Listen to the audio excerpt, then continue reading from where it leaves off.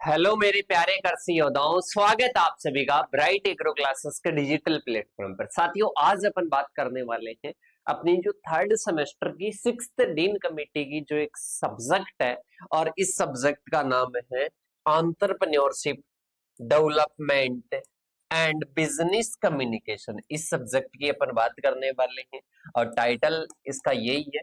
Code अलग अलग universities में अलग अलग रहता है, कुछ में ईडीबीसी 211 के नाम से होता है। और टाइटल की बात करते हैं entrepreneurship development and business communication, इसका क्या रहता है, टाइटल रहता है। इसके फर्स्ट टॉपिक की बात करने वाले हैं। पहले सिलेबस एनालिसिस की वीडियो आ चुकी है, अगर किसी साथी ने नहीं देखी है तो वो जरूर आप देखिएगा।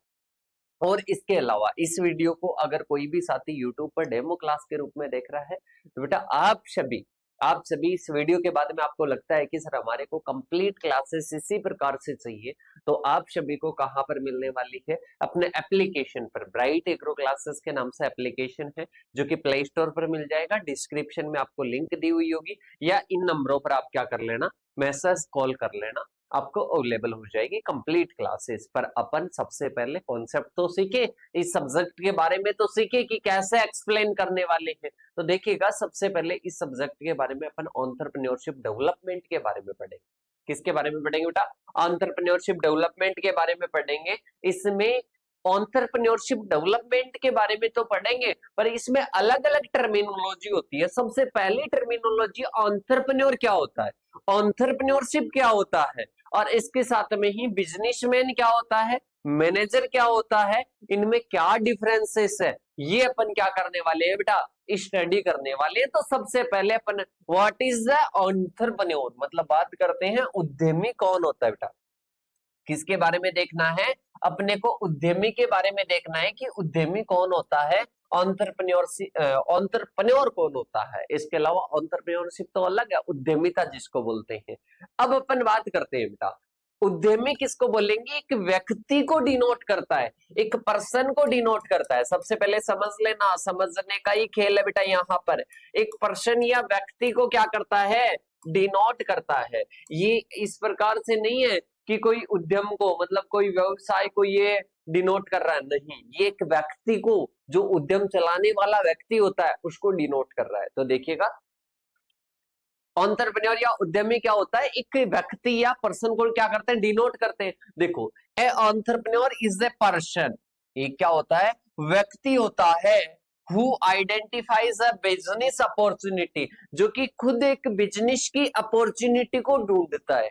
क्या करता है, बिजनेस की अपॉर्चुनिटी को क्या करता है, ढूंढता है, मतलब अवसर की क्या करता है, पहचान करता है। और इसके साथ में ऑर्गेनाइज रिसोर्सेस, फिर उससे पहले तो क्या करेगा, पहचान करेगा किसी भी बिजनेस की अपॉर्चुनिटी की, फिर उसमें चाहने वाले रिसोर्सेस की क्या करेगा, एकत्रित करेगा, उनको क्या करेगा, ऑर्गेनाइज करेगा। इसके बाद में अपन बात करते हैं, मतलब संसाधनों को संगठित करेगा।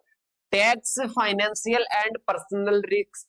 अब बात करते हैं कि कोई भी व्यवसाय कर रहा है, कोई भी उद्यम चला रहा है, तो बेटा उसके लिए वो बहुत सारे क्या कर रहा है, रिसोर्सेस कलेक्ट कर रहा है। तो इसके लिए क्या चाहिए, इसके लिए फाइनेंस चाहिए, पैसे वगैरह चाहिए। तो पैसे की क्या लेगा, पैसे की, और इसके साथ में ही व्यक्तिगत क्या लेगा, जोखिम लेगा, अपना टाइम लगाएगा, अपना समय लगाएगी, अपनी पूंजी लगाएगा। ठीक है, मतलब वो क्या लेगा, रिस्क लेगा। Start a new enterprise with the am earning profit, मतलब वो लाभ कमाने के उद्देश्य से एक नया क्या करेगा, नया उद्यम वो शुरू करेगा। ठीक है, तो वो क्या होता है बेटा, उद्यमी होता है।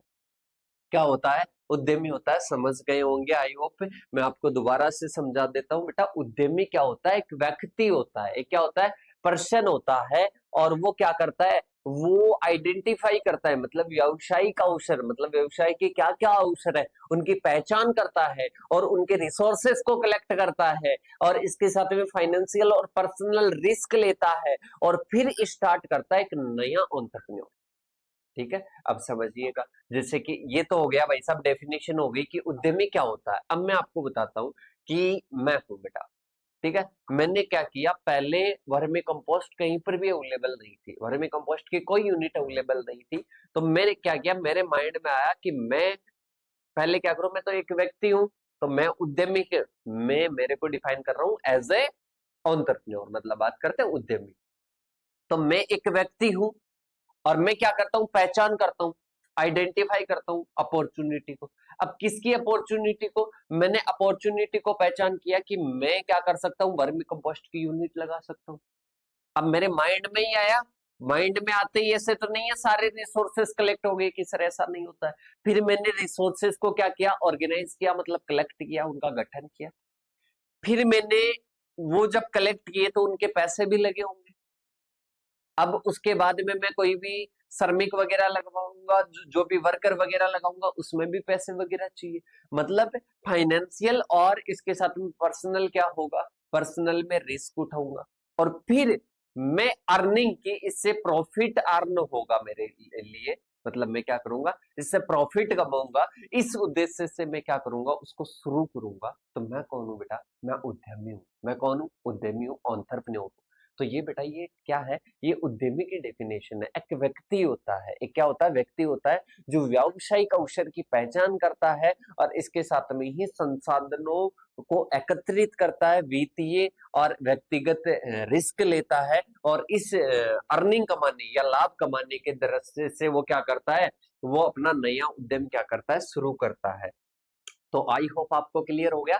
एक व्यक्ति होता है जो कि नया काम स्टार्ट करता है लाभ कमाने के उद्देश्य से, शॉर्ट में ये भी आप बोल सकते हो उद्यमी को। इससे इजी डेफिनेशन इसकी कोई भी नहीं हो सकती। ठीक है, तो आई होप आपको समझ में आ गया क्या होता है। माइंड में मैं बढ़ा लो कि उद्यमी कौन होता है। अब आपको डेफिनेशन याद हो कि नहीं हो, रटने की कोशिश मत करना।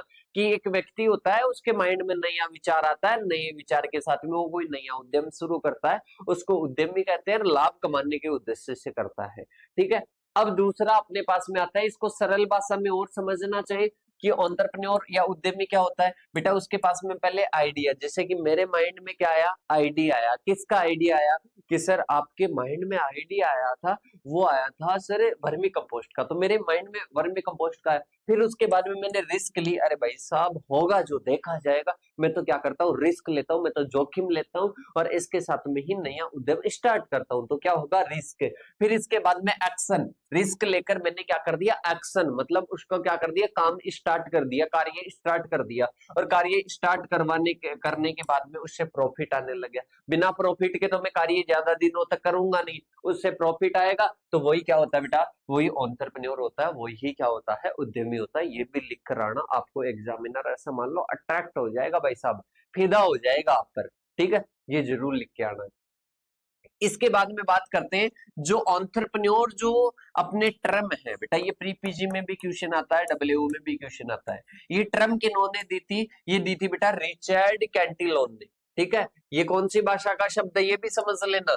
ये अब की बार तो आया था ये प्री पीजी में कि कौन सी भाषा का शब्द है, तो फ्रेंच भाषा का है। एक बार पूछा था कि ये किन्होंने दिया था, तो ये दिया था बेटा रिचर्ड कैंटिलोन ने। किन्होंने दिया था, रिचर्ड कैंटिलोन ने। ऑन्टर प्रिंटर से ये लिया गया है शब्द से, कौन, एंटरप्रेन्योर। और इसका मतलब क्या होता है, टू अंडरटेक। ठीक है, याद रखना कि फ्रेंच भाषा का वर्ड है कौन सा, एंटरप्रेन्योर, इससे लिया गया है। इसके बाद में बात करते हैं ये किन्होंने दिया था, ये दिया था बेटा, ये अपने दिया था रिचर्ड कैंटिलोन ने। रिचर्ड कैंटिलोन ने दिया था, बस इतना सा याद रखना। तो सबसे पहले उद्यमी की डेफिनेशन, इसके बाद में इसको किसने दिया था, ये वर्ड रिचर्ड कैंटिलोन ने। कौन सी भाषा का है, ये फ्रेंच भाषा का है। उसका पूरा मीनिंग बता दिया। अब इसके बाद में चलते हैं आगे की ओर। आगे आता है उद्यमी कौन होता है, शॉर्ट में और दे रखा है। तो अपन बात करते हैं, शॉर्ट में बात करें, एक व्यक्ति होता है, नए विचार के साथ में क्या करता है, नया व्यवसाय शुरू करता है, जोखिम उठाता है। पहले उसके पास में नहीं था, उसने नया विचार आया उसके माइंड में और नए विचार के साथ में नया व्यवसाय उसने शुरू किया।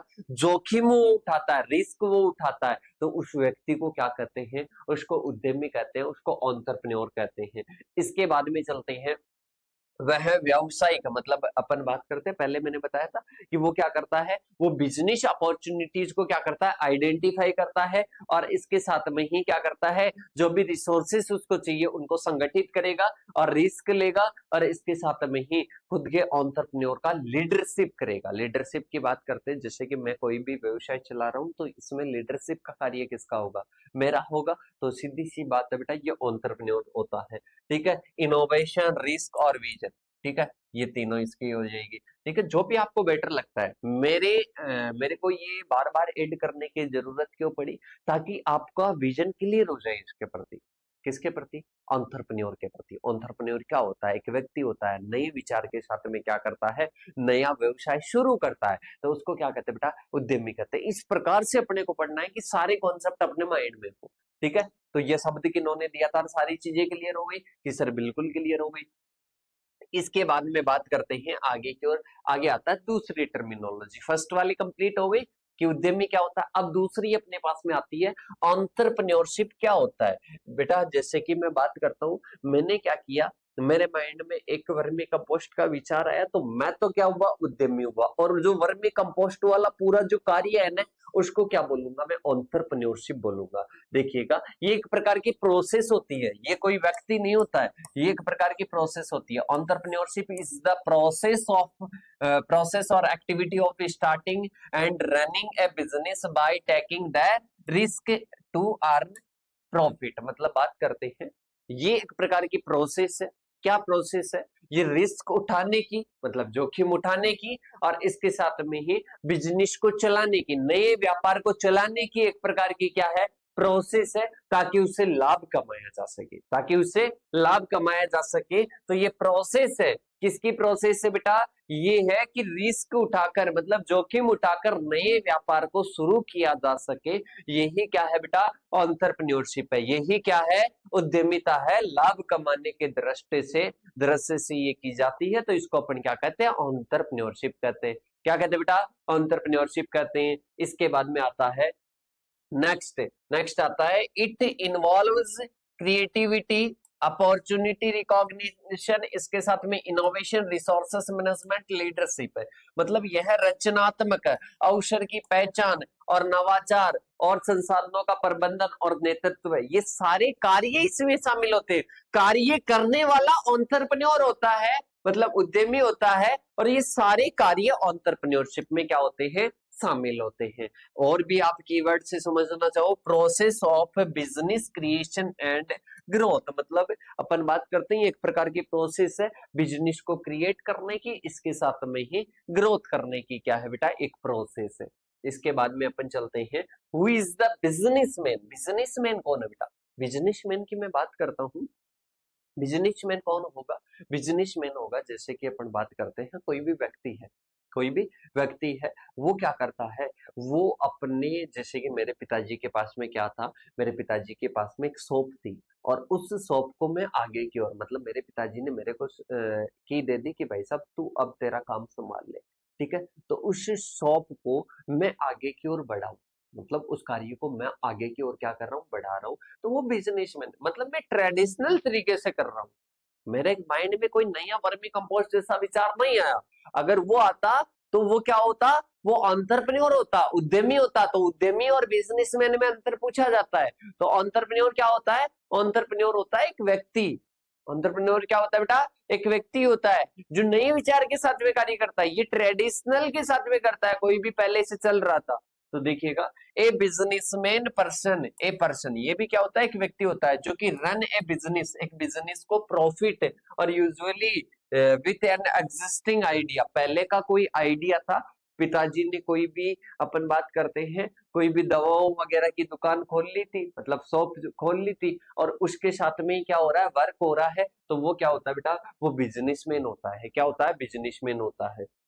तो आई होप आपको समझ में आ गया कि व्यवसायी एक व्यक्ति होता है जो लाभ कमाने के लिए कोई व्यवसाय संचालित करता है, और सामान्य पहले से मौजूद विचार या मॉडल पर क्या होता है, आधारित होता है। तो ये बिजनेसमैन हो जाएगा। इसके बाद में अपन बात करते हैं, businessman usually avoid the high risk और प्रीफर स्टेबल और प्रूवन बिजनेस, मतलब ये रिस्क नहीं लेता। नए विचार के साथ में एंटरप्रेन्योर तो क्या लेता है, मतलब उद्यमी तो रिस्क लेता है, ये रिस्क नहीं लेता है। इसके पिताजी के पास में शॉप थी, वो बढ़िया चल रही थी, उसको आगे बढ़ा रहा है, मतलब ये रिस्क नहीं ले रहा है। इसके साथ में ही बात करते हैं प्रॉफिट स्टेबिलिटी, इसकी क्या रखना चाहता है, ये स्टेबिलिटी रखना चाहता है, ये ज्यादा कमाने की नहीं सोचता है, ठीक है। इसके साथ में ही लो इनोवेशन, इनोवेशन नहीं होता है, मतलब नए विचार के साथ में कार्य नहीं करता है, पहले के मॉडल के अनुसार ही क्या कर रहा है, कार्य कर रहा है। तो बेटा ये कौन हो जाएगा, बिजनेसमैन हो जाएगा।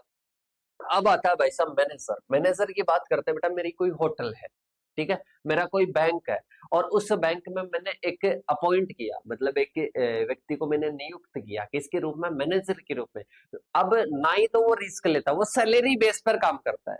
मैनेजर एक क्या है, सैलरी बेस पर काम करने वाला व्यक्ति है, जो कि मैनेजमेंट का कार्य करता है। तो देखिएगा, a manager is a person employed, मतलब वो क्या है, एक प्रकार का एम्प्लॉयमेंट है, क्या है, एक प्रकार का एम्प्लॉयमेंट है, टू मैनेज और control the activities of an organisation, मतलब जैसे कि मेरे बैंक का कोई भी ऑर्गेनाइजेशन था, उसको कंट्रोल करने के लिए मैंने मैनेजर नियुक्त किया। इसके साथ में मेरा कोई बिजनेस था, उसको कंट्रोल करने के लिए मैंने कोई क्या किया, मैनेजर नियुक्त किया। तो बेटा ये क्या होता है, मैनेजर होता है। क्या होता है बेटा, मैनेजर होता है। इसके प्रबंधक वह व्यक्ति होता है जिसे किसी संस्था की गतिविधियों के प्रबंधन और नियंत्रण के लिए क्या किया जाता है, नियुक्त किया जाता है, अपॉइंट किया जाता है। तो ये क्या है बेटा, मैनेजर। क्या है बेटा, मैनेजर है। तो आई होप आपको समझ में आ गया कि मैनेजर क्या होता है। इसके बाद में अपन बात करते हैं, ये क्या करता है, इसका कोई आइडिया नहीं होता है, ये तो इसका तो मालिक होता है बेटा, इसका तो क्या होता है, मालिक होता है। मालिक जैसा इसको बोलेगा वैसे वैसे ये पालना करेगा, ठीक है। मतलब he follows the rules, plans और इसके साथ में procedures to ensure smooth functioning of business, मतलब बिजनेस अच्छे से चले, इसके लिए वो क्या करता है, इसके लिए सुचारू संचालन के लिए नियम, योजनाएं और प्रक्रियाओं का क्या करता है, वो पालन करता है। तो ये क्या हो जाएगा बेटा, ये मैनेजर हो जाएगा। कौन हो जाएगा बेटा, मैनेजर हो जाएगा। और इसके साथ में ही बात करते हैं आगे की ओर। आगे अपने आता है डेवलपमेंट ऑफ एंटरप्रेन्योरशिप, मतलब अपने टर्मिनोलॉजी हो गई, एंटरप्रेन्योर हो गया, इसके साथ में बिजनेसमैन हो गया, इसके साथ में ही अपने मैनेजर हो गया। अब आता है एंटरप्रेन्योरशिप का डेवलपमेंट, मतलब उद्यमिता का विकास कैसे कर सके।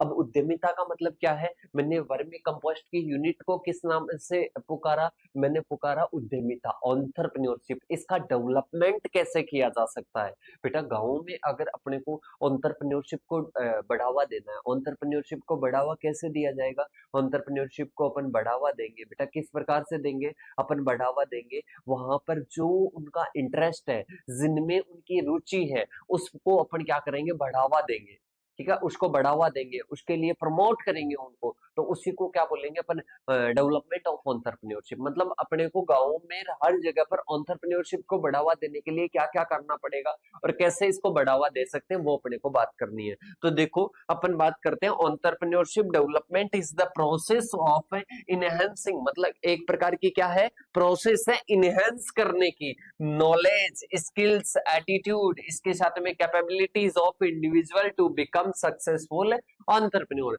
मतलब कोई भी व्यक्ति है, जैसे कि मैं हूं, अब मेरे को क्या करना है, जैसे कि अब डेवलपमेंट ऑफ एंटरप्रेन्योरशिप करना चाहता है कोई, मतलब एंटरप्रेन्योरशिप को बढ़ावा देना चाहता है। अब मैं भाई साहब कोई उद्यम चलाना चाहता हूँ, मतलब कोई उद्यमिता को विकसित करना चाहता हूँ, मतलब ये प्रोसेस करना चाहता हूँ, मैं एंटरप्रेन्योर अभी हूं नहीं, बनना चाहता हूँ, मेरे माइंड में है।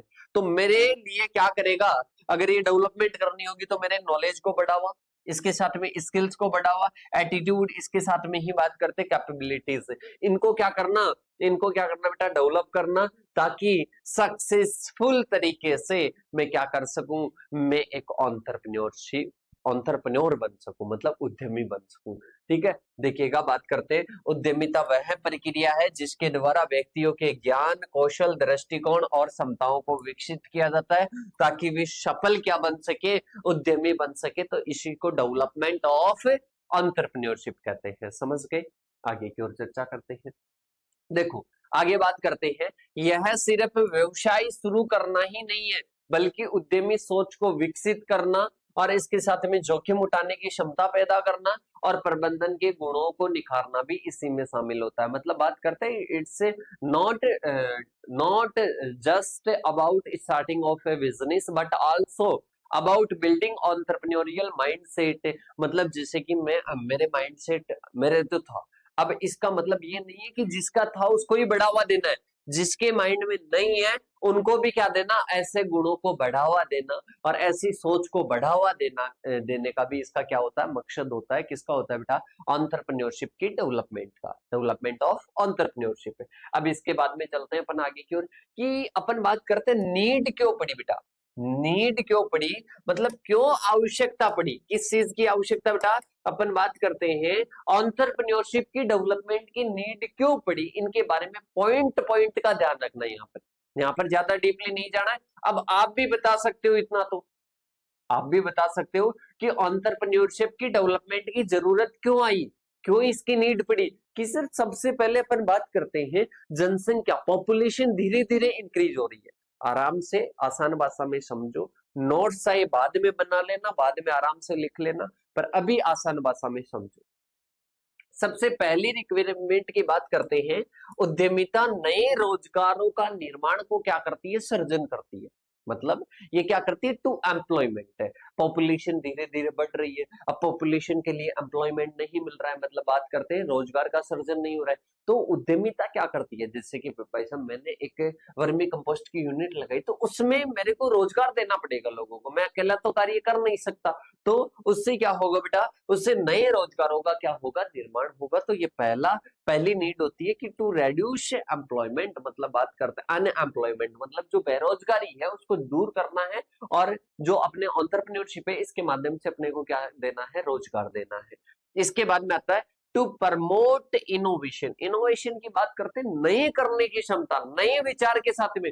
पहले ऐसा नहीं कि कोई बिजनेस चल रहा था उस मॉडल के आधार पर ही, इससे नए करने की क्षमता, मतलब एंटरप्रेन्योरशिप में अपन बात करते हैं कुछ नया करने की क्षमता भी क्या होती है, बढ़ती है। तो ये क्या हो जाएगा, टू प्रमोट इनोवेशन हो जाएगा। इसके बाद में बात करते हैं to accelerate economic growth, to accelerated economic growth, मतलब अपन बात करते हैं आर्थिक विकास को तेजी से करने के लिए। मतलब अपन बात करते हैं गरीबी से बहुत सारे लोग क्या हो रहे हैं, जूझ रहे हैं, अपने को पता है, तो उससे क्या हो सके, उससे एक तो क्या मिलेगा, छुटकारा मिलेगा। मतलब अपन बात करते हैं entrepreneurship boost GDP and production, GDP में क्या देगा, अपना योगदान देगा, नेशनल इनकम में क्या देगा, अपना योगदान देगा। तो एंटरप्रेन्योरशिप डेवलपमेंट की इस चीज में भी नीड है। इसके बाद में बात करते हैं टू यूटिलाइज लोकल रिसोर्सेस, मतलब अपन बात करते हैं बहुत सारे लोकल ऐसे रिसोर्सेस है, जैसे कि अपन बात करते हैं गोबर की खाद है, FIM है, ठीक है। अब बहुत सारी जगह पर आपने देखा होगा ऐसे ही खुले में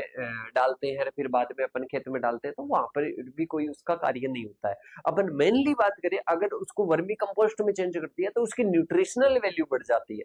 मतलब अपन बात करते हैं लोकल रिसोर्सेज का प्रयोग कर सकते हैं अच्छे से, ठीक है। ये फोर्थ पॉइंट हो जाएगा नीड का। इसके बाद में बात करते हैं प्रोसेस ऑफ एंटरप्रेन्योरशिप डेवलपमेंट, क्या आ जाएगा, प्रोसेस ऑफ एंटरप्रेन्योरशिप डेवलपमेंट आ जाएगा। मतलब अब अपने को एंटरप्रेन्योरशिप डेवलपमेंट की पहले तो नीड के बारे में पढ़ लिए कि क्यों नीड है, पर अब बात करते हैं किसके बारे में बेटा, अब बात करते हैं कि इसकी स्टेप्स क्या है, इसकी स्टेप्स क्या है, मतलब कौन कौन सी स्टेप्स, कौन कौन से चरण के द्वारा इसको बढ़ावा मिल सकता है। तो देखिएगा सबसे पहले अपने पास में आता है आइडेंटिफिकेशन ऑफ पोटेंशियल एंटरप्रेन्योर्स। मतलब बात करते हैं अपने को, जैसे कि भाई साहब यहाँ पर 100 लोग हैं, यहाँ पर क्या है बेटा, 100 पर्सन है, 100 व्यक्ति है।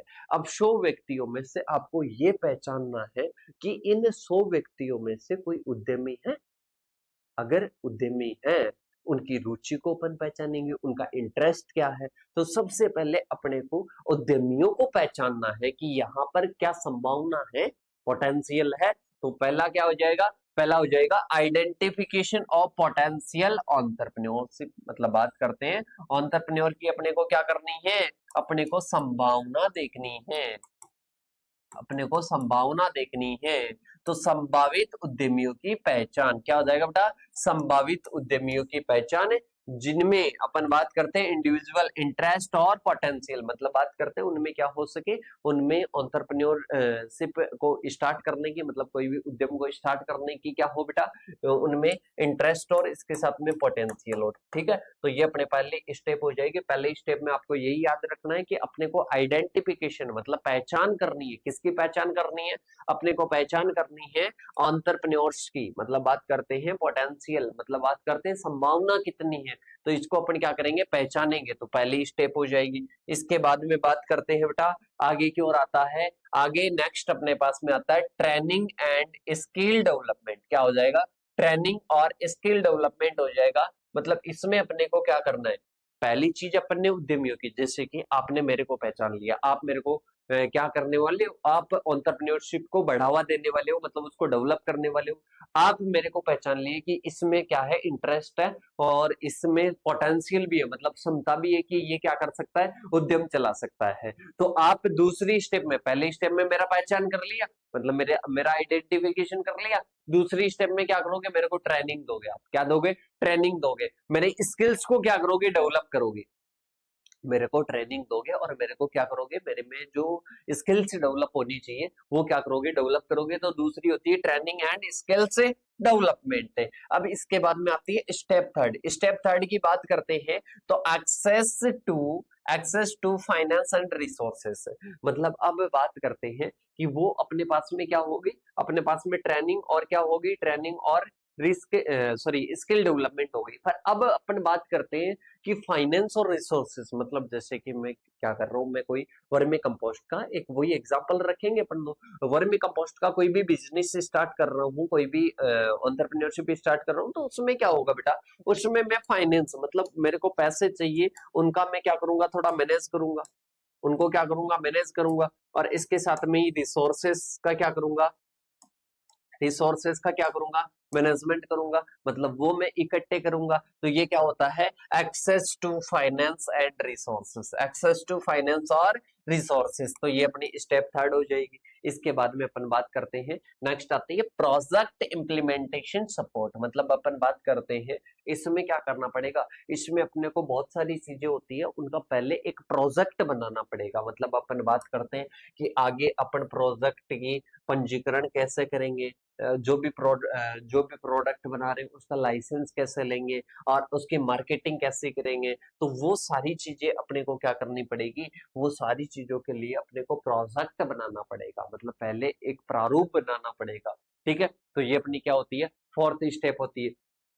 फिर इसके बाद में अपन ने स्टार्ट कर दिया अपना काम, अपना कार्य चल रहा है। फिर इसके बाद में टाइम टू टाइम अपने को मॉनिटरिंग करनी है और फॉलो अप मतलब मार्गदर्शन करना है। जैसे कि आपने स्टार्ट करवा दिया, आपने कोई भी उद्यम है वो स्टार्ट करवा दिया, अभी स्टार्ट करने के बाद में मॉनिटरिंग करते रहोगे और फॉलो अप करते रहोगे। मतलब जैसे कि मेरे कोई भी बाधा आती है, मेरे कोई भी कॉन्स्ट्रेंट आती है, उसमें आप क्या करोगे, उसमें आप मेरे को गाइड करोगे कि आपको ऐसा कार्य करना चाहिए इसमें। ठीक है, तो ये क्या होती है बेटा, स्टेप 5 होती है। तो ये अपने पास में क्या है बेटा, ये अपने पास में कंप्लीट एंटरप्रेन्योरशिप को बढ़ावा देने के लिए क्या है, स्टेप्स है। मतलब अपन बात करते हैं उसको डेवलप करने के लिए क्या है, प्रोसेस है। पहली होती है कि आप पोटेंशियल पहचानोगे, मतलब बात करोगे, संभावना पहचानोगे कि उद्यमी कौन सा है या उद्यमी कौन बन सकता है। ठीक है, इसके बाद में दूसरी प्रोसेस में आप क्या करोगे, उसको ट्रेनिंग दोगे और स्किल डेवलपमेंट करोगे। फिर थर्ड में आप क्या करोगे, एक्सेस टू फाइनेंस और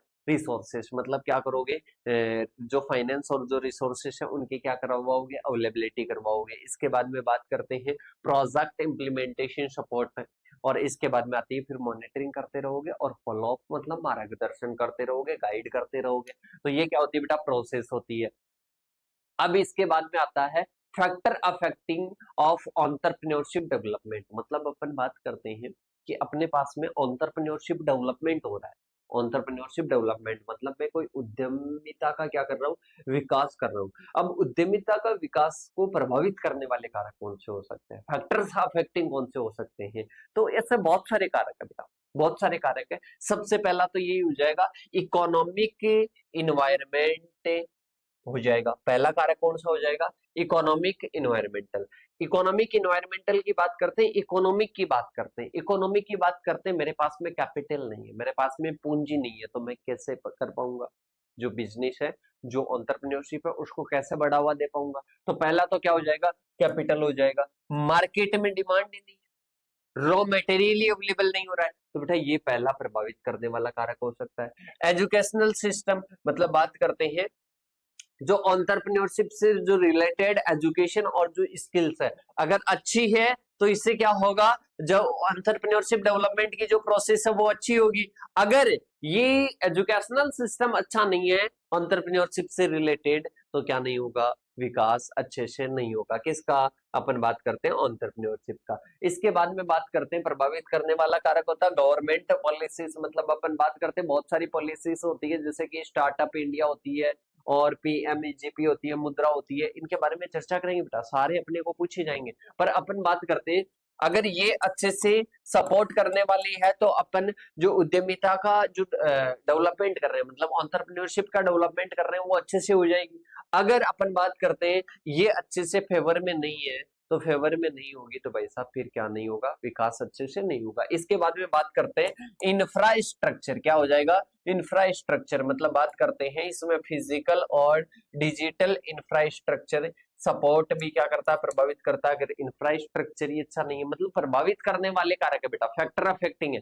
तो अगर इंफ्रास्ट्रक्चर ही नहीं है, बिजली इंटरनेट परिवहन की सुविधा ही नहीं है, तो क्या एंटरप्रेन्योरशिप का डेवलपमेंट हो सकता है कि सर, नहीं हो सकता। इसके बाद में बात करते हैं कल्चरल और सोशल फैक्टर से भी क्या करते हैं, प्रभावित करते हैं, जैसे कि समाज का दृष्टिकोण क्या है, वो कहते हैं ना, अपन जनरली ये कहते हैं कि लोग क्या सोचेंगे, वही बात आ गई समाज का दृष्टिकोण। इसके साथ में ही परिवार का समर्थन, अगर अपनी फैमिली अपना सपोर्ट नहीं कर रही है तो उससे भी कई लोग क्या हो जाते हैं, कई लोग पीछे हट जाते हैं, वो कार्य वो उद्यमिता में ध्यान नहीं दे पाते हैं। जैसे कि आप कोई भी, जैसे एग्रीकल्चर से हो, आप वर्मी कंपोस्ट की यूनिट लगाते हो, तो आपको बोलेंगे कि डिग्री करके आया था और गोबर में हाथ डाल रहा है, गोबर में हाथ डाल रहा है। तो काफी सारे तो शुरू शुरू में तो मेहनत करेंगे, बाद में लोगों के ताने वगैरह सुनकर क्या हो जाएगी, छोड़ देंगे। तो बेटा ये भी क्या करते हैं, प्रभावित करते हैं। इसको तो बेटर तरीके से आप एक्सप्लेन कर सकते हो। इसके बाद में अपन चलते हैं आगे की ओर, आगे आते हैं मोटिवेशनल फैक्टर। इसको प्रभावित करने वाले कौन से आ जाएंगे, इसको प्रभावित करने वाले मोटिवेशनल फैक्टर्स। मोटिवेशनल फैक्टर्स की बात करते हैं बेटा, ये आंतरिक या बाह्य दो शक्तियां होती है, आंतरिक और बाह्य। मोटिवेशनल की बात करते हैं, एक इंटरनल मोटिवेशन होता है, एक क्या होता है, एक्सटर्नल होता है। इंटरनल की बात करते हैं, मेरे मन में है कि मेरे को कुछ करना है, मेरे को कुछ करना है, मेरे को कुछ करना है, और मेरे को कुछ करके दिखाना है, मेरी फैमिली के लिए मेरे को ये करना है, ठीक है। तो ये इंटरनल होता है, जो अपने अंदर से अपने को प्रेरित करे, अपने कोई मन में कोई टारगेट है वो अपने को प्रेरित करे। एक होता है जैसे कि मैं आपको पढ़ने के लिए बोलूं कि बेटा आपको पढ़ना चाहिए, आपको ये करना चाहिए, वो आपके 5-7 दिन तक रहेगा, फिर आपको दोबारा से रिचार्ज करना पड़ेगा, ठीक है। तो वो क्या होता है, एक्सटर्नल। कोई बाहर से कोई लोग कह रहे हैं उसके बाद में आप मान रहे हो, दैट इज वो क्या होता है, एक्सटर्नल होता है, ठीक है। इसके बाद में अपन बात करते हैं इसके कौन कौन से होते हैं, उनमें बात करते हैं सेल्फ एम्प्लॉयमेंट और इंडिपेंडेंस। मतलब अपन बात करते हैं पहला मोटिवेशनल फैक्टर यही होता है कि खुद के लिए काम करने की इच्छा। मतलब बात करते हैं जैसे कि यहाँ पर मैं मेरा ही एग्जांपल लेता हूँ कि बेटा अभी मैं सुबह से लेकर शाम तक करता रहता हूँ, कार्य करता रहता हूँ, वर्क करता रहता हूँ आपके लिए। और इसके साथ में ही अपन बात करते हैं कि मैं किसी जॉब में होता तो इतना डेडिकेशन के साथ में शायद काम कार्य नहीं कर पाता, ठीक है। मैं मेरे को खुद के लिए काम करने की इच्छा, मतलब खुद की पहचान के लिए मान सकते हो, या फिर मेरा डेडिकेशन आपके प्रति हो तो उसके लिए मान सकते हो। पर ये भी अगर आप भी होते और मैं भी होता तो मैं शायद इतना इफेक्टिव तरीके से कार्य नहीं कर पाता, कोई अन्य के साथ में कोई ये कार्य करता। तो ये मेरा कार्य समझ के मैं सारे दिन कार्य करता हूँ, मेरे को इंटरेस्ट रहता है, ऐसे भी आप समझ सकते हो। इतना मैं अच्छे से, आपको पता है कि आप दूसरे टीचर से क्यों नहीं पढ़ना चाहते, इसका भी मैं जवाब दे देता हूँ, क्योंकि वो सैलरी बेस पर आते हैं, और सैलरी बेस पर आएंगे वो आपको इतना अच्छे से एक्सप्लेन नहीं करेंगे। मेरे को नहीं फिक्र है ये क्लास 30 मिनट की होगी, 40 की होगी, 50 की होगी, 1.5 घंटे की, मेरे को इतनी सी फिक्र है ये टॉपिक आपके माइंड में समझ में आ जाना चाहिए, ठीक है। तो यही बात होती है बेटा कि खुद के काम करने की इच्छा अपने क्या करती है, अपने एंटरप्रेन्योरशिप को डेवलप करती है, ठीक है। आपको खुद के लिए काम करने की इच्छा है, मतलब सेल्फ एम्प्लॉयड की काम करने की इच्छा है, तो बेटा उससे क्या मिलता है, बढ़ावा मिलता है, ठीक है। इसके बाद में बात करते हैं डिजायर टू हाई अचीवमेंट, मतलब जीवन में कुछ बड़ा करने की इच्छा। ठीक है, अगर आप कोई जॉब में लगोगे तो वो जॉब ही रहेगी, इससे आप कोई बड़ा काम नहीं कर सकते। ठीक है, पर जीवन में कुछ बड़ी अचीवमेंट चाहिए, खुद की पहचान चाहिए, तो बेटा आपको ये करना पड़ेगा। ठीक है, ये आपका मोटिवेशनल फैक्टर कहता है। ठीक है, इसके बाद में बात करते हैं फाइनेंशियल गेन, मतलब आपको एक अत्यधिक लाभ प्राप्त करना है, और इसके साथ में ही कि जितना आप कार्य कर सको उससे क्या हो, उतनी ही अत्यधिक कमाई हो, तो वो फाइनेंशियल गेन, मतलब ये भी क्या होता है, मोटिवेशनल फैक्टर होता है। और इसके साथ में ही बात करते हैं, कई व्यक्तियों के पास में ऐसा भी होता है कि अभी तो मैं कार्य कर लूं, पर मैं सोता रहूं मेरी इनकम बंद नहीं होनी चाहिए, मैं सो जाऊं पर मेरी इनकम नहीं सोए, तो इसको अपन क्या बोलते हैं, फाइनेंशियल गेन। ये भी क्या करता है, लोगों को प्रेरित करता है कि मेरे को क्या मिलेगा, मेरे को बाद में अच्छे से पैसे मिलेंगे, अधिक कमाई होगी, तो फाइनेंशियल गेन के लिए भी वो क्या होते हैं, मोटिवेट होते हैं। इसके बाद में आता है फैमिली बैकग्राउंड, मतलब अपन बात करते हैं मेरे फैमिली का बैकग्राउंड अच्छा नहीं है, तो मेरे को क्या करना पड़ेगा, मेरे को मेहनत करनी पड़ेगी, मेरी फैमिली का बैकग्राउंड मेरे को सुधारना पड़ेगा। तो ये भी क्या है बेटा, एक प्रकार का मोटिवेशनल फैक्टर है। ठीक है, आपको समझ में आ रहा होगा, ज्यादा एक्सप्लेन तो क्या ही करूं अब, एंटरप्रेन्योरशिप को डेवलपमेंट है, मोटिवेशनल की मोटिवेशन कहाँ कहाँ से आएगा। इसके बाद में आता है रिकॉग्निशन और स्टेटस, मतलब मान सम्मान, अपन बात करते हैं जिसके अच्छा व्यवसाय चलता है, जो एंटरप्रेन्योर होता है, उसकी एक अलग ही छवि होती है। अब जैसे कि आपके गांव में आ जाए भाई साहब, कौन आ जाए जिसने अमेजन की स्थापना की थी, या अमेजन का जो मालिक आ जाए, गूगल का मालिक आ जाए, इंस्टाग्राम का आ जाए, भाई साहब वो तो एक अलग ही आपके माइंड में छवि होगी, तो उसका मान सम्मान होगा। आपका कोई भी मान सम्मान नहीं है, तो आपका मान सम्मान नहीं है, आपकी चोट लगेगी, आपके मोटिवेशन होगा कि मैं भी ऐसा कार्य करूं, मतलब मैं भी एंटरप्रेन्योरशिप को बढ़ावा दूं। ठीक है, इसके बाद में अपन चलते हैं आगे की ओर, जॉब डिससेटिफिकेशन, मतलब मैं जॉब कर रहा हूं, मेरे को इससे सेटिस्फिकेशन नहीं मिल पा रहा है, मेरे को इससे सेटिस्फिकेशन नहीं मिल पा रहा है, तो ये अपने क्या हो जाएगा, जॉब डिससेटिस्फिकेशन हो जाएगा। इसके बाद में बात करते हैं support from government and institution, मतलब बात करते हैं सरकार के द्वारा प्रोत्साहन मिलता है, मतलब एक प्रकार का मोटिवेशन मिलता है। ठीक है, कहीं योजनाएं होती है, कहीं प्रशिक्षण ऋण वगैरह अवेलेबल होता है। इसके बाद में अपन बात करते हैं बेटा सोशल फैक्टर्स, अपने मोटिवेशनल फैक्टर्स आ गए।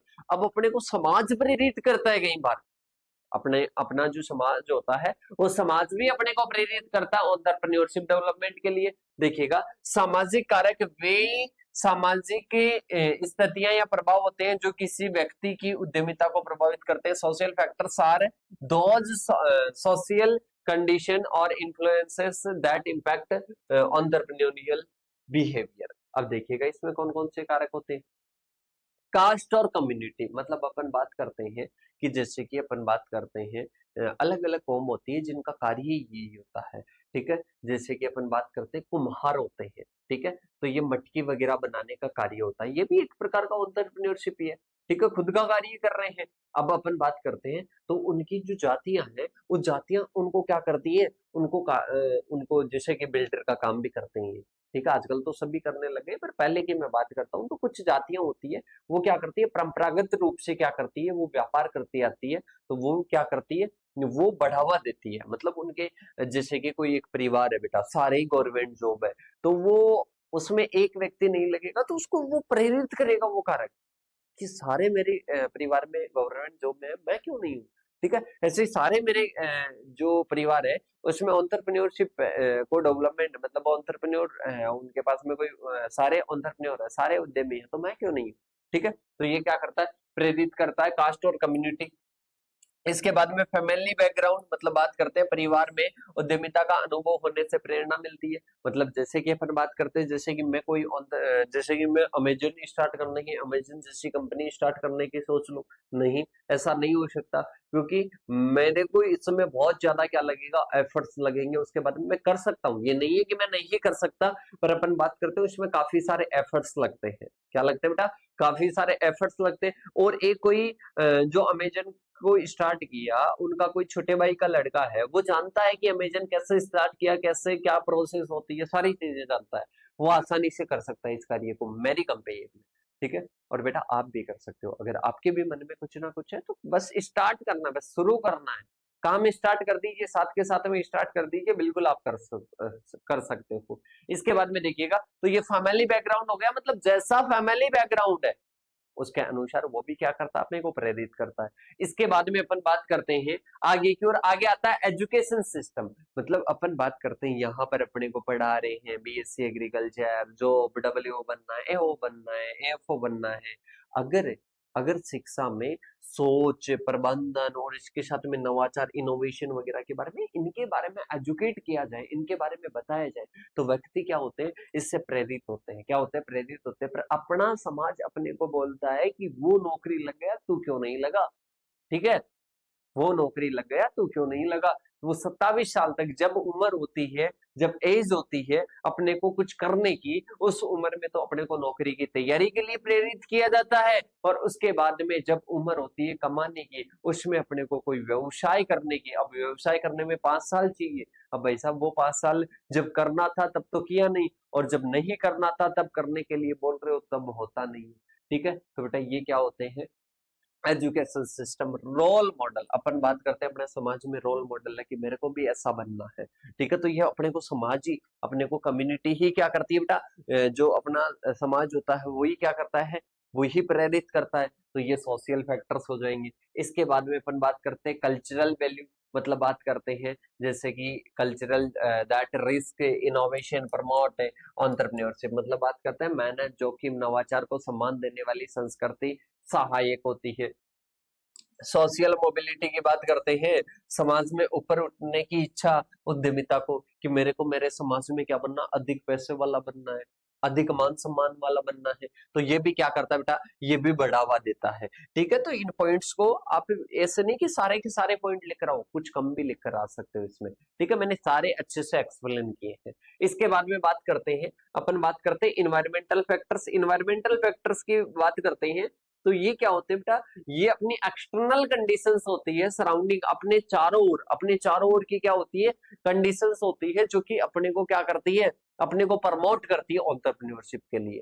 ठीक है, जैसे कि अपन एग्जांपल की बात करते हैं, पहला होता है इकोनॉमिक कंडीशन। पहले कौन सी होती है बेटा, इकोनॉमिक कंडीशन होती है, मतलब बाजार की मांग, क्रय शक्ति, ब्याज की दरें, ये क्या करती है, अपने को प्रमोट करती है। नाम नाम देखना। इसके बाद में पॉलिटिकल लीगल इन्वायरमेंट हो जाएगा। इसके साथ में ही अपन बात करते हैं टेक्नोलॉजिकल इन्वायरमेंट हो जाएगा। इसके साथ में फाइनेंशियल इंस्टीट्यूट्स हो जाएंगे, जो कि क्या होते हैं, जो अपने को ऋण देते हैं, जो अपने को क्या देते हैं, ऋण देते हैं। तो ये भी क्या करते हैं बेटा, बढ़ावा देते हैं। तो ये फाइनेंशियल इंस्टीट्यूशन हो जाएगा। इसके साथ में ही बात करते हैं मार्केट की कंडीशन हो जाएगी, मार्केट में कंपटीशन वगैरह, ये अपने को प्रेरित करते हैं, ये अपने को बढ़ावा देते हैं कि आप भी क्या बनो, एंटरप्रेन्योरशिप करो, और इसके साथ में एंटरप्रेन्योर बनो। इसके बाद में आता है इंफ्रास्ट्रक्चर, जैसे कि अपन बात करते हैं कोई भी गुड इंफ्रास्ट्रक्चर है, लोअर कॉस्ट लगेगी, और इसके साथ में ही बात करते हैं कम कॉस्ट के साथ साथ में अपन प्रॉफिट अधिक प्राप्त कर सकते हैं।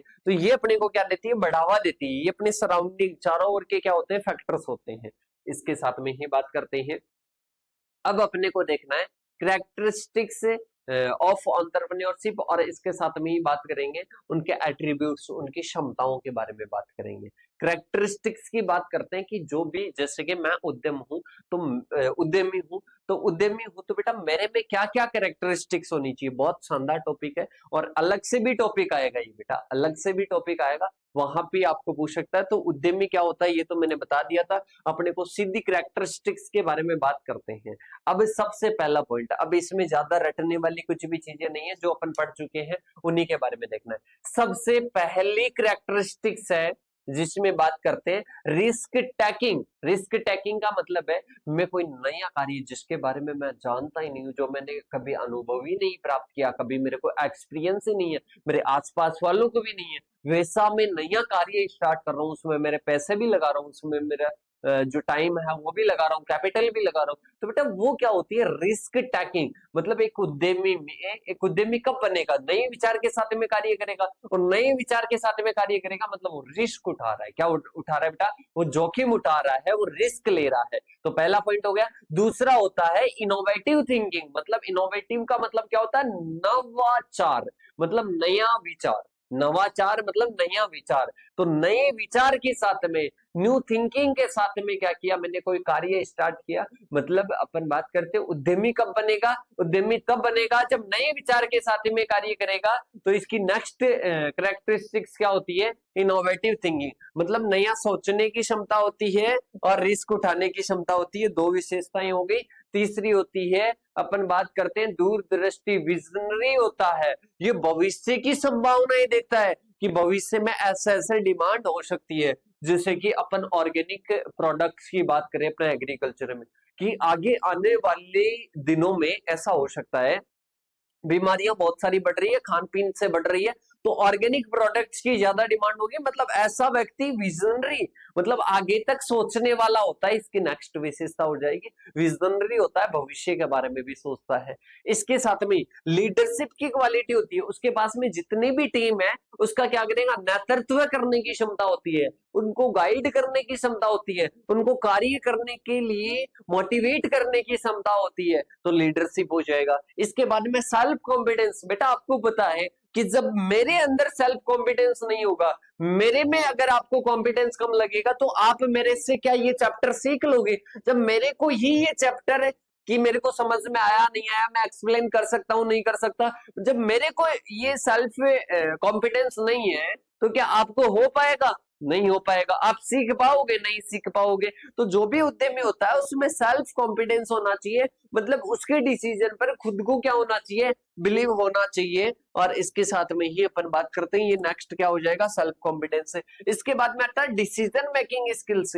कहीं पर भी डिसीजन, आपको पता है कि कोई भी व्यक्ति महान बनता है वो खुद के डिसीजन और डिसीजन पर वर्क करता है, उससे बनता है। तो यहाँ पर है कि डिसीजन मेकिंग स्किल्स होनी चाहिए, क्या होनी चाहिए, डिसीजन मेकिंग स्किल्स होनी चाहिए उसमें। और इसके साथ में हार्ड वर्किंग, और इसके साथ में डिटरमाइंड, मतलब बात करते हैं कोई अगर उसने ठान लिया तो उसके लिए वो डिटरमाइन होना चाहिए, दैट निश्चय होना चाहिए कि हाँ मेरे को ये करना है, क्योंकि मैंने ये ठान रखा है, मैंने ये ठान लिया, मैंने ये मन में बना लिया है।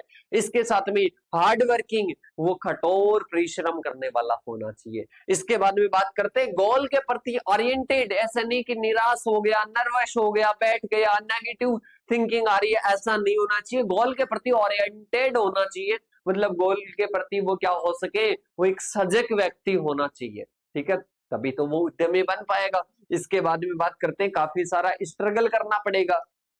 एडेप्टेबिलिटी, कोई भी जैसे कि बात करते हैं बाजार कोई भी मार्केट है, मार्केट में कोई नया चेंजेज हो रहा है, तो नए चेंजेज के अनुसार अपने को अनुकूल बनाना, मतलब नए चेंजेस हो रहे हैं तो नए चेंजेस में खुद को क्या करना है, उनके प्रति अनुकूल बनाना है। इसके बाद में आता है टाइम के मैनेजमेंट करने की भी कैपेसिटी होनी चाहिए। बेटा टाइम ही तो है, एक है जो 24 घंटे सभी को मिलता है, और उसी टाइम में उसी 24 घंटे में कोई तो रील्स देख के बिता देता है, कोई कोई अंबानी को भी वही 24 घंटे मिलते हैं, मोदी जी को भी वही मिलते हैं, भजन लाल जी को भी वही मिलते हैं, और अशोक गहलोत जी को भी वही मिलते हैं, हनुमान बेनीवाल को भी वही मिलते हैं, और इसके साथ में जो सचिन पायलट है उनको भी वही मिलते हैं। तो सभी को वही मिलते हैं, सभी को वही मिलते हैं। पर उसी में कोई व्यक्ति तो क्या करता है, हार्ड वर्क करता है, कोई तो मेहनत करता है, और इसके साथ में ही और कोई व्यक्ति क्या करता है, कोई व्यक्ति आराम से रील्स देख के बिता देता है, ठीक है।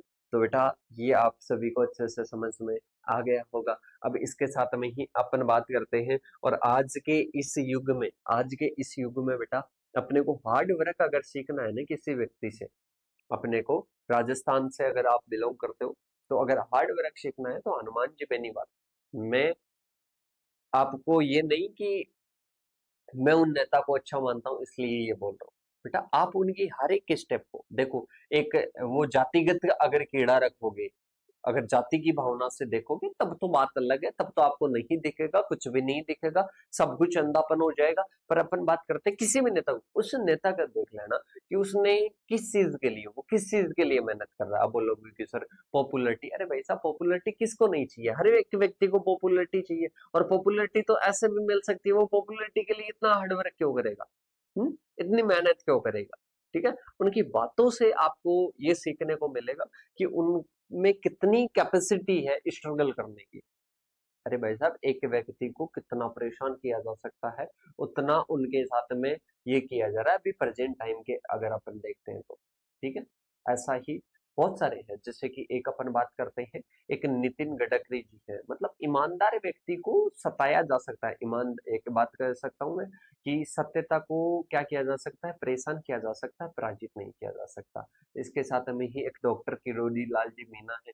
मतलब अगर मैं बात करता हूँ इंडिया में, मेरी नजर में 3-4 नेताओं की छवि ऐसी आती है कि बिल्कुल प्योर है, बिल्कुल प्योर है। और वो तभी कह सकते हैं वो मार्केट में, जैसे कि मैं मार्केट में अगर खुलकर आऊंगा तो बेटा कब आऊंगा, जब मैंने कोई काले कारनामे नहीं कर रखे हैं। डॉक्टर किरोड़ी लाल जी मीना है, इसके साथ में ये अपन बात करते हैं हनुमान जी बेनीवाल है, और इसके साथ में ये अपन बात करते हैं नितिन गडकरी जी है। ये बेटा काफी अच्छी छवि के व्यक्ति हैं। मेरे को लगता है, या आपको भी लगता है या नहीं लगता है, कि आपको पता होगा। ठीक है, तो यहाँ पर मैं ये क्यों बता रहा हूँ, यहाँ पर इसलिए बता रहा हूँ बेटा कि ये सारी चीजें मेरे को उनमें दिखती है। ठीक है, और आपके भी ऐसे मन में आइडल होंगे। ठीक है, क्या पता मैं किसी को जानता नहीं हूँ अच्छे से। ठीक है, तो आप भी जानते होंगे उन व्यक्तियों को जो छोटे लेवल पर हो, छोटे लेवल पर ऐसा कार्य कर रहे हो। ठीक है, तो वो भी ये कार्य कर रहे हैं, तो बेटा आप भी कर सकते हो। वो ये कार्य कर रहे हैं, आप भी कर सकते हो, पर उसमें टाइम लगता है, धैर्य रखना पड़ता है, पैसेंस रखना पड़ता है। अब आगे की ओर चलते हैं बेटा। आगे अपने पास में आता है, अब अपने को कैपेसिटीज के बारे में बात करते हैं। किसकी कैपेसिटीज के बारे में बात करते हैं कि कौन कौन सी कैपेसिटीज होती है, कौन कौन सी उनमें क्षमताएं होती है उद्यमियों में। तो देखो बात करते हैं अपॉर्चुनिटी सीकिंग, मतलब अवसर पहचानने की उनमें क्या होती है, क्षमता होती है। और इसके साथ में बार बार असफल होते हैं, बार बार असफल होते हैं, उसके बाद में भी दृढ़ता, हार नहीं मानते बेटा, हार नहीं मानते हैं। इसके बाद में आता है क्वालिटी कंसिस्टेंस, मतलब बात करते हैं, इसमें क्या हो जाएगा, इसमें हो जाएगा गुणवत्ता के प्रति वो सजग होते हैं। मतलब उत्पाद की और सेवा की गुणवत्ता वो बनाए रखते हैं, क्वालिटी बनाए रखते हैं। इसके बाद में आता है, अपने आता है कमिटमेंट टू वर्क, कार्य के प्रति प्रतिबद्धता रखते हैं। एक बार कमिटमेंट कर दिया तो वो कार्य होगा ही होगा। इसके बाद में बात करते हैं इनिटिविटी, मतलब बात करते हैं पहल, नए करने की क्या होती है, भावना होती है। ठीक है, बिना कहे नया काम शुरू करना। इसके साथ में प्रॉब्लम सॉल्विंग की क्या होती है, एबिलिटी होती है। मतलब वो प्रॉब्लम को सॉल्व करने की उनमें क्या होती है बेटा, एबिलिटी होती है। कोई भी प्रॉब्लम आ गई, बहुत सारी बाधाएं आती है अपने एंटरप्रेन्योर में, अपने उद्यम में। ठीक है, तो उसमें क्या होती है, प्रॉब्लम सॉल्विंग की क्या होती है, एबिलिटी होती है। इसके बाद में आती है इंफॉर्मेशन सीकिंग, मतलब सूचना खोजने की क्या होती है, प्रवृत्ति होती है। इसके साथ में ही बात करते हैं प्लानिंग ऑर्गेनाइजिंग, मतलब योजना बनाना और संगठन करने की क्या होती है, उनमें क्या होती है बेटा, एबिलिटी होती है। इसके साथ में ही बात करते हैं मानवता और नेटवर्क बनाने की, मतलब नेटवर्क की बात करते हैं। एक नेटवर्क का मतलब है कि अगर कोई भी वो व्यवसाय कर रहे हैं, कोई भी उद्यम चला रहे हैं, तो उसके लिए नेटवर्क बनाने की उनकी क्या होती है, क्षमता होती है। और स्ट्रेटेजिक, मतलब बात करते हैं लंबे समय तक, मतलब भविष्य तक की सोचने की उनमें क्या होती है, क्षमता होती है। तो स्ट्रेटेजिक उनकी क्या होती है बेटा, थिंकिंग होती है। तो ये अपना क्या था, ये अपना आज का फर्स्ट टॉपिक था, बहुत ही अच्छा टॉपिक था। और यहाँ तक आप सभी को अच्छे से समझ में आ गया होगा। और एक बार दोबारा से रिपीट कर देता हूँ बेटा, एंटरप्रेन्योर क्या है, एक व्यक्ति है, नया कार्य करता है। ठीक है, एंटरप्रेन्योरशिप क्या है, समता है। बिजनेसमैन क्या है, जो पहले से कोई काम चल रहा था उसको आगे बढ़ा रहा है। और मैनेजर क्या है, कोई व्यक्ति, कोई भी कंपनी है उसमें क्या करता है, उसमें एक एम्प्लॉय की तरह कार्य करता है। ठीक है, तो और फिर इसकी अपने अलग अलग फैक्टर्स अफेक्टिंग पढ़े, फिर इसके साथ में कैरेक्टरिस्टिक्स वगैरह सारी चीजें अपन ने पढ़ ली। आई होप आप सभी को बढ़िया तरीके से समझ में आ गई, कि सर समझ में तो आ गई। अब हम YouTube से इस क्लास को देखते हैं ना, आगे की सारी क्लासेस आपसे पढ़ना चाहते हैं। अगर ऐसा आपको फील हो रहा है तो आप ज्वाइन कीजिएगा। ये एक तो नंबर दे रखे हैं 8690596638, या फिर 9672634845, इन नंबरों पर आप कांटेक्ट कर सकते हैं। डिस्क्रिप्शन में ऐप का लिंक दिया हुआ, वहां से डाउनलोड कर सकते हैं। ब्राइट एग्रो क्लासेस आप डाउनलोड कर सकते हैं, कहाँ से, अपने एप्लीकेशन से। कहाँ से, अपने एप्लीकेशन, मतलब आप जो प्ले स्टोर है वहां से। जिसके पास में एप्पल का फोन है वो इन नंबरों पर मैसेज कर देना, आपको भी अवेलेबल करवा देंगे अपना एप्लीकेशन। और इसके साथ में ही आपको बढ़िया तरीके से समझ में आ गया तो कमेंट करके एप्लीकेशन पर आ जाइए। और जो एप्लीकेशन पर देख रहे हैं, अब रेगुलर आपकी क्लासेस होगी बेटा, रेगुलर आपकी 1 बाय 1 क्या होगी, क्लासेस होगी। तो बढ़िया तरीके से अपन रनिंग करेंगे। फर्स्ट क्लास थी, बहुत अच्छा लगा होगा और अच्छे से समझ में आ गया होगा। अब मिलेंगे नेक्स्ट सेशन के साथ में, तब तक के लिए थैंक यू, धन्यवाद। जय जवान जय किसान साथी।